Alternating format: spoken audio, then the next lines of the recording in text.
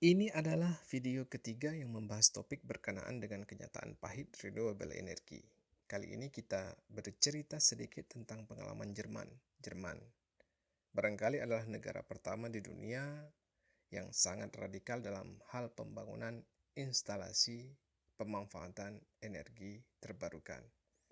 Kebijakan transisi energi di Jerman yang dikenal dengan slogannya Jerman Energiewende membuat negara besar di benua Eropa ini berhasil meningkatkan proporsi sumbangsi energi surya dan angin mencapai angka 35% terhadap total kebutuhan energi nasional negara Jerman. Sangat drastis dan kontras jika dibandingkan dengan kondisi pada tahun 2015, di mana kontribusi energi surya dan angin hanya berada pada kisaran di bawah 5% dalam pemenuhan energi listrik dunia. Pencapaian yang tidak mudah, karena untuk itu Jerman harus membangun 30.000 unit pembangkit listrik tenaga bayu atau yang disingkat PLTB di Indonesia. Kapasitas terpasangnya hampir 60 gigawatt. Berikut juga 1,7 juta instalasi PLTS atau pembangkit listrik tenaga surya dengan kapasitas terpasang 46 gigawatt. Walau tampak menakjubkan, tapi ada kenyataan pahit di balik fakta tersebut. Karena ternyata kapasitas terpasang energi surya dan angin itu hanya 17% saja yang dapat dimanfaatkan. Sebab, apalagi kalau bukan karena sifat alamiah daripada angin dan sinar matahari yang tidak menentu sepanjang hari. Sebut saja pada tahun 2016. Pada tahun itu Jerman mengalami hari-hari buruk bagi PLTB dan PLTS karena dalam setahun terdapat 52 hari di mana angin tak berhembus dan matahari tak bersinar. Akibatnya, produksi listrik dari PLTB dan PLTS adalah nihil.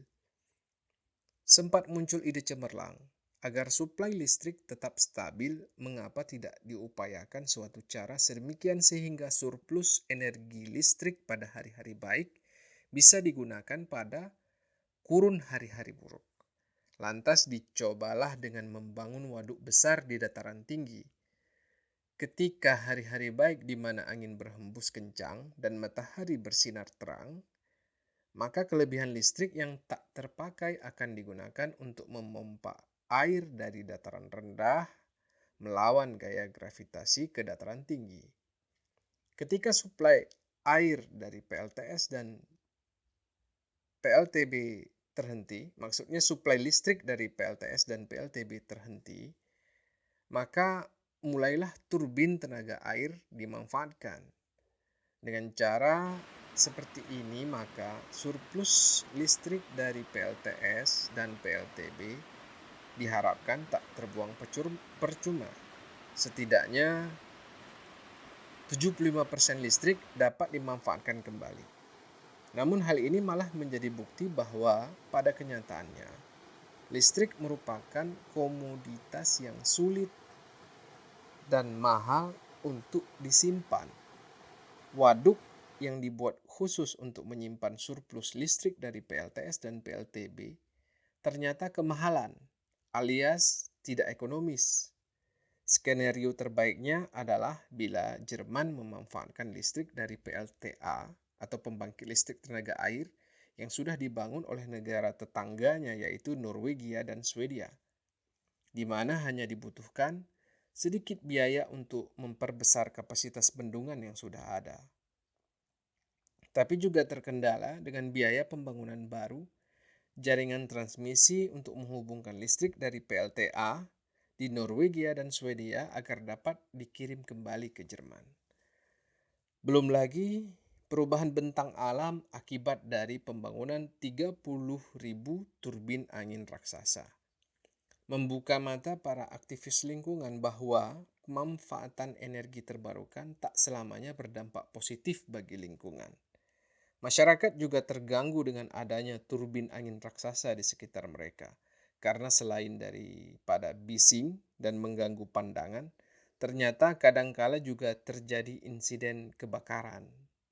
Baling-baling yang patah dan berterbangan di angkasa mencari mangsa. dan juga sering ditemukan bangkai burung yang malang akibat terhantam baling-baling turbin.